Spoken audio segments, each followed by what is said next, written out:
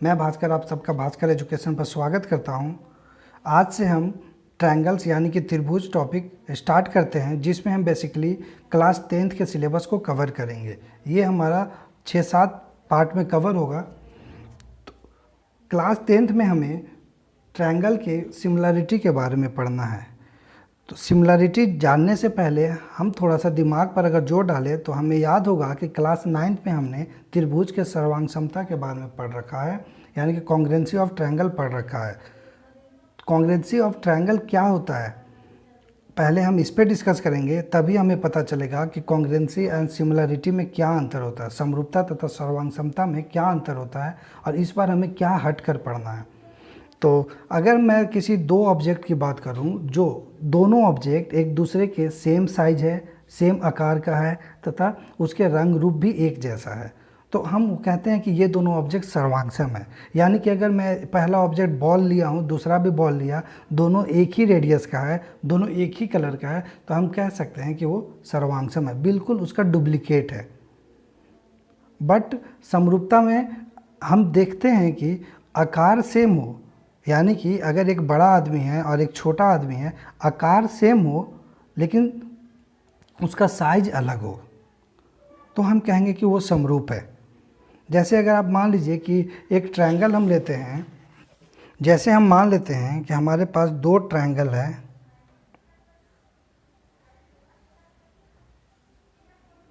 जिसमें इसका side 5 centimetre, 5 centimetre and 5 centimetre है। इक्विलैटरल ट्रायंगल है ये भी ट्रायंगल का साइड सेम ही है 5 सेंटीमीटर। तो यहाँ पे हम देख रहे हैं कि इसका आकार त्रिभुजाकार है तथा इसके साइड की जो साइज है वो भी 5 सेंटीमीटर, 5 सेंटीमीटर, 5 सेंटीमीटर है।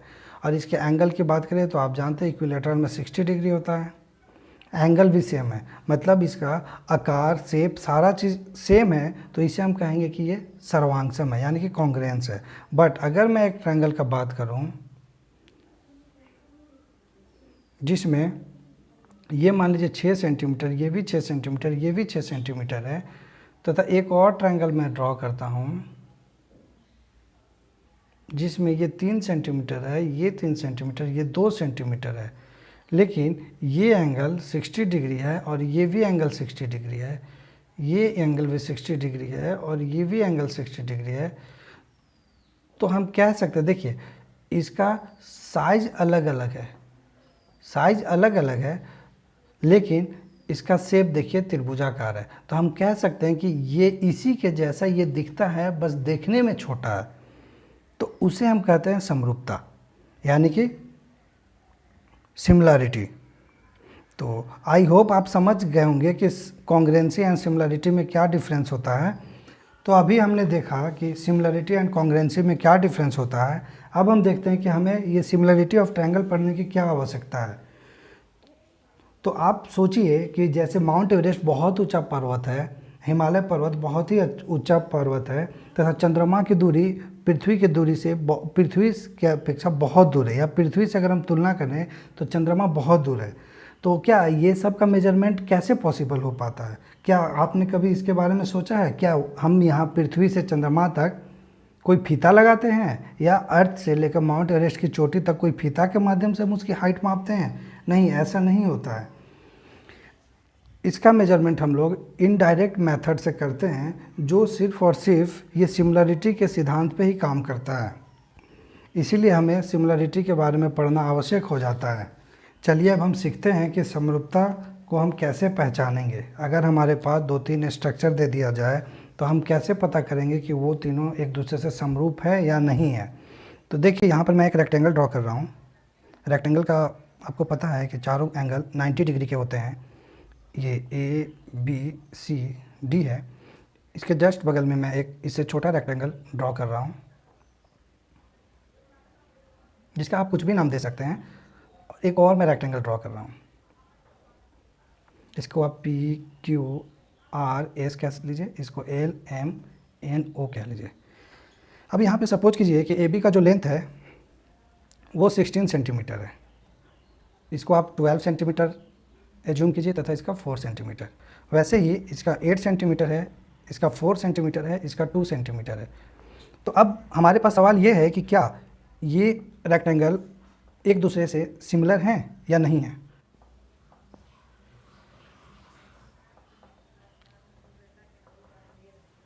इसका हिंदी होता है समरूपता। तो हमें कैसे पता चलेगा ये तीनों समरूप हैं या नहीं हैं। तो देखिए, आपको पता है कि कोई भी रेक्टेंगल में इसके एंगल हमेशा 90 डिग्री होते हैं। तो यहाँ पे इसका भी एंगल 90 डिग्री है चारों, इसका भी एंगल 90 डिग्री, इसका भी एंगल 90 डिग्री है। बट अगर साइज की बात करें तो इसका देखिए 4 सेंटीमीटर है, इसका 12 सेंटीमीटर है, इसका 16 सेंटीमीटर है। मैंने कहा था कि देखिए आप शेप एक जैसा होगा बट साइज अलग अलग होंगे, तो यहाँ पे वो रूल फॉलो कर रहा है। देखिए इसका शेप भी रेक्टेंगल है तीनों का, साइज बट अलग अलग है। इसका 16, 12, 4, ये आपका इसका ब्रेथ का रेशियो देखिए 8, 4, 2 सेंटीमीटर। तो हम इसको कह सकते हैं कि ये समरूप है क्योंकि देखने में एक जैसा है बट साइज छोटा है। अगर यहाँ पर एक और रेक्टेंगल मैं ड्रॉ करूँ जिसका size 16 centimetre and 8 centimetre length and breadth है, तो हम कह सकते हैं कि ये फोर्थ वाला रेक्टेंगल फर्स्ट वाले रेक्टेंगल के सर्वांक्षम है, यानी कि कॉन्ग्रुएंस है। तो उम्मीद करता हूँ कि आपको ये समझ में आ गया होगा। अब यहाँ से हमें दो नियम निकल के आता है कि इस नियम को मैं पहले लिखता हूँ फिर आपको समझाता हूँ। इस एग्जाम्पल के द्वारा हमारे पास दो तथ्य निकल कर आया और यही दो तथ्य से हम आसानी से किसी भी दो शेप को पहचान सकते हैं कि वो सिमिलर है या नहीं।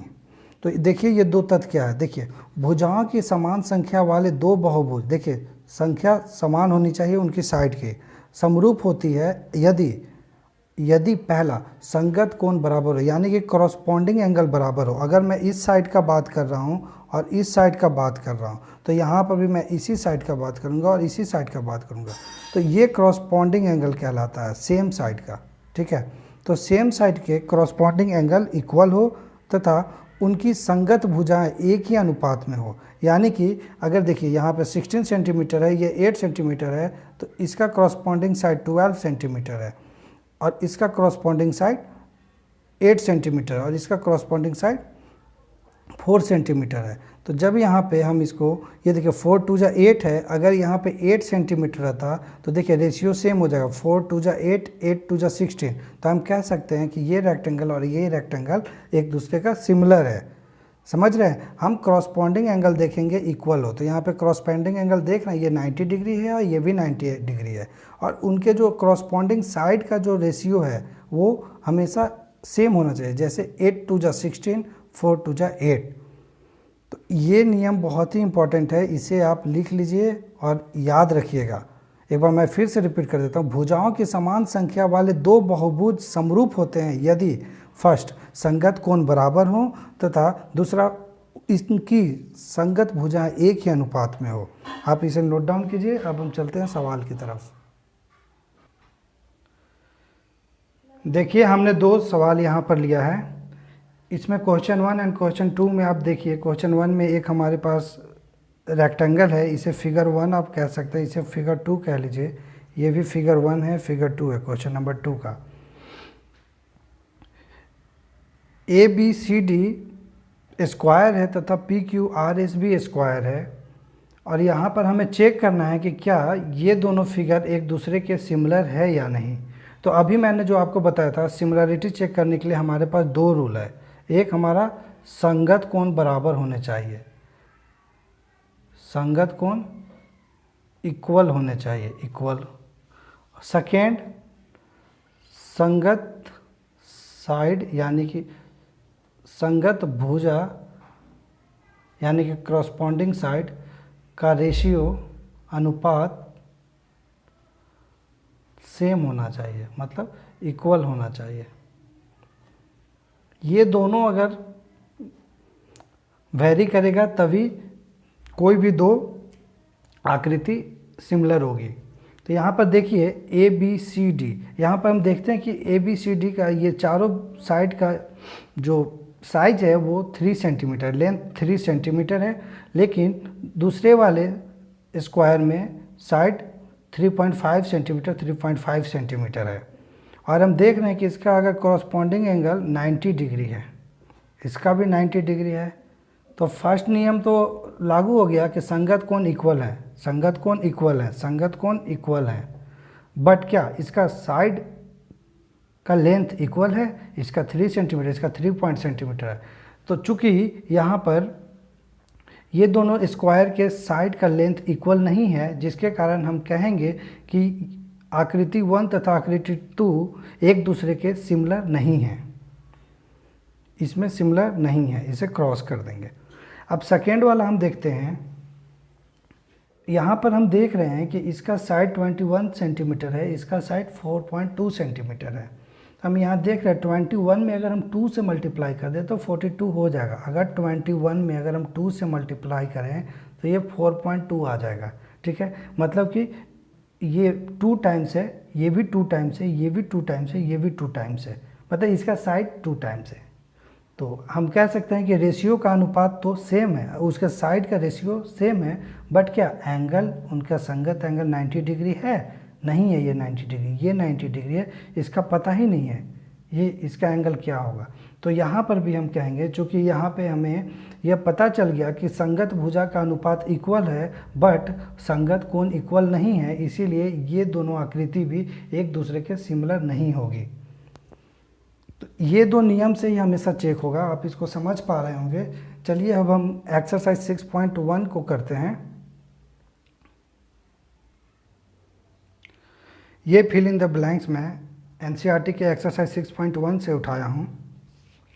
इसमें आपके पास 4 सवाल हैं, 1 2 3 4, और यहाँ फिल इन द ब्लैंक्स है ये, और यहाँ 2 ऑप्शन दिए हुए हैं। एक एक करके हम देखते हैं। देखिए, फर्स्ट है ऑल सर्कल्स आर, मतलब सर्कल्स क्या होते हैं। सभी सर्कल का बात करें, जैसे एक सर्कल हमारे पास ये है, सेम इसी प्रकार का सर्कल हम ले लेते हैं। तो सर्कल में देखिए, सारे सर्कल की अगर बात करें, कोई भी सर्कल ले लीजिए, इससे बड़ा भी सर्कल ले लीजिए, तो हम देख रहे हैं कि उसका शेप तो एक जैसा है बट उसका साइज छोटा है। शेप हमेशा एक जैसा होता है लेकिन साइज छोटा है। और हम देख रहे हैं कि आपका एंगल में या वो सॉरी सर्कल में कोई भी एंगल नहीं होता, तो एंगल की तो बात होगी नहीं, संगत कोण इक्वल, संगत कोण तो है ही नहीं इसमें, लेकिन भुजा सबका एक जैसा है, तो हम कहेंगे कि यह सिमिलर होगा, तो इसे हम सिमिलर कहेंगे। सभी सर्कल एक दूसरे से सिमिलर होते हैं, यानी कि समरूप होते हैं। क्यों होते हैं? क्योंकि उसका एंगल तो है ही नहीं, शेप हमेशा एक जैसा रहता है, तो दो में से एक तो है नहीं और एक है, तो वो कहलाएगा कि सिमिलर है। अब ऑल स्क्वायर आर सिमिलर और कॉन्ग्रुएंट, ये चेक करना है। ऑल स्क्वायर आर सिमिलर या कॉन्ग्रुएंट, मतलब कि सभी वर्ग सिमिलर होते हैं या कॉन्ग्रुएंट होते हैं। तो स्क्वायर हमेशा एक जैसा होता है, इससे बड़ा आप ड्रॉ कर लीजिए। शेप एक जैसा है, बस उसका साइज अलग अलग है, तो हम इसे कह सकते हैं कि यह सिमिलर है। ठीक है, अब यहाँ बोलता है ऑल ट्रायंगल आर सिमिलर, सभी त्रिभुज समरूप होते हैं। कौन से? तो आइसोस्केलस। आइसोस्केलस का मतलब होता है समद्विबाहु त्रिभुज, इक्विलैटरल का मतलब होता है समबाहु त्रिभुज। तो हमेशा कौन से त्रिभुज सिमिलर होंगे? तो आप अगर समद्विबाहु त्रिभुज का देखिएगा तो वो हमेशा अलग अलग होते हैं, लेकिन अगर हम इक्विलैटरल ट्रायंगल को देखेंगे तो उसका एंगल हमेशा 60 डिग्री का होता है। आप साइज कोई भी ले लीजिए, साइज कुछ भी डिफर करे, लेकिन अगर वो इक्विलैटरल ट्रायंगल है तो उसका एंगल 60 डिग्री का होगा हमेशा। इसीलिए यह एक इक्विलैटरल ट्रायंगल होगा। सभी इक्विलैटरल ट्रायंगल यानी कि सभी समबाहु त्रिभुज हमेशा सिमिलर होते हैं। तो यहाँ पे आप समबाहु लिख सकते हैं, समबाहु को इंग्लिश में इक्विलैटरल कहते हैं।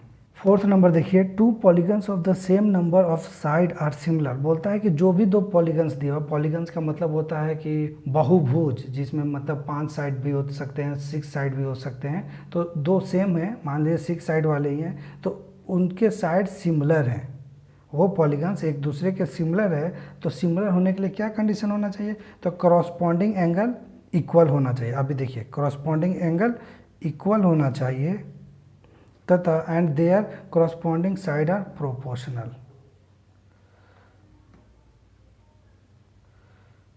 ये दोनों नियम अभी वेरी कर गया, इसीलिए किसी भी पॉलीगन्स को अगर सिमिलर होना होगा तो उसके कॉरस्पॉन्डिंग एंगल तथा उसके कॉरस्पॉन्डिंग साइड हमेशा प्रोपोर्शनल होंगे। अब इससे अगले सवाल को देखें तो अगला सवाल में पूछा है कि आप समरूप आकृति यानी कि सिमिलरिटी का एग्जाम्पल दीजिए। तो आप ऐसी दो आकृति ड्राइंग कर सकते हैं जो कि सिमिलर हैं, मैंने इसे पढ़ा रखा है। और उससे आगे एक और सवाल है कि दो ऐसी आकृति बनाइए जो एक दूसरे के सिमिलर नहीं है। तो होप सो आप इसे भी कंप्लीट कर सकते हैं। यहाँ पे एक्सरसाइज 6.1 कंप्लीट हो जाता है। अब हम कल देखेंगे कि सिमिलरिटी ऑफ ट्रायंगल के लिए एक थेल्स नामक वैज्ञानिक ने थेल्स प्रमेय दिया था और वो प्रमेय बहुत ही इम्पोर्टेंट है। तो इस प्रमेय के बारे में, इस थ्योरम के बारे में हम अगले क्लास में पढ़ेंगे। तो चलिए मिलते हैं नेक्स्ट वीडियो में। नमस्कार।